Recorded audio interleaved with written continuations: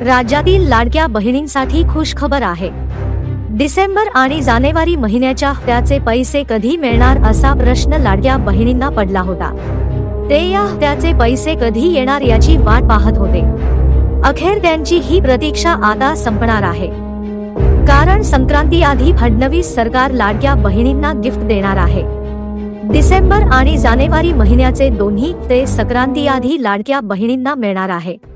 लाडक्या बहिणींच्या खात्यामध्ये संक्रांती आधी 3,000 रुपये जमा होणार असल्याची माहिती सूत्रांनी दिली आहे। लाडकी बहीण योजनेला राज्यभरातून खूप चांगला प्रतिसाद मिळत आहे। विधानसभा निवडणुकीमध्ये ही योजना महायुतीसाठी खूपच फायदेशीर ठरली। जुलै महिन्यापासून राज्यातील लाडकी बहीण योजनेअंतर्गत लाभार्थी महिलांना पैसे मिळत आहेत। जुलैपासून ते नोव्हेंबरपर्यंत 5 महिन्यांचे पैसे लाडक्या बहिणींना मिळाला आहे। लाभार्थी महिलांच्या बँक खात्यामध्ये आतापर्यंत 7,500 रुपये जमा झाले आहेत। विधानसभा निवडणुकीच्या आचारसंहितेमुळे नोव्हेंबर महिन्याचा हप्ता आधीच देण्यात आला होता। आता डिसेंबर महिन्याच्या हप्त्याच्या पैशांची लाडक्या बहिणी वाट पाहत आहेत।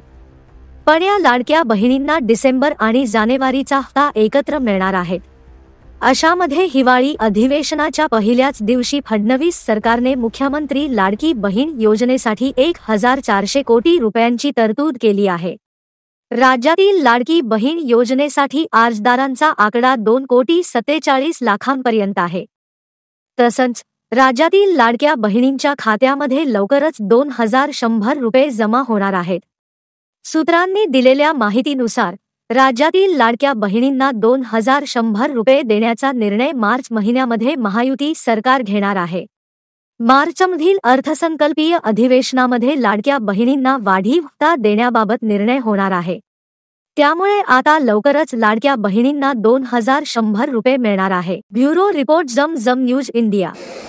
आज या निमित्ताने या सभागृहाला आश्वस्त करू इच्छितो, कोणतीही शंका मनात ठेवू नका। जी आश्वासनं आम्ही दिलेली आहेत, ज्या योजना आम्ही सुरू केलेल्या आहेत, एकही योजना आम्ही बंद होऊ देणार नाही। ज्या लाडक्या बहिणींनी महायुतीवर प्रेम दाखवलं,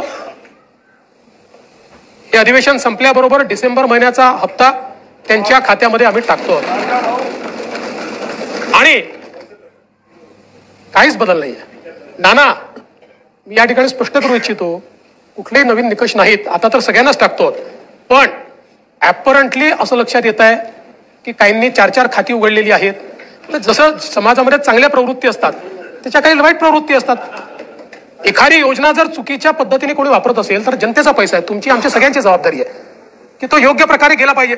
आता मागच्या काळात आम्हाला लक्षात आलं, माणसानेच 9 खाती काढली, आता त्याला लाडकी बहीण म्हणायचं कसं? पण लाडका भाऊ म्हणू शकत नाही, कारण बहिणींच्या पैशावर डल्ला मारतो तो लाडका भाऊ कसा? त्यामुळे असे जे आहेत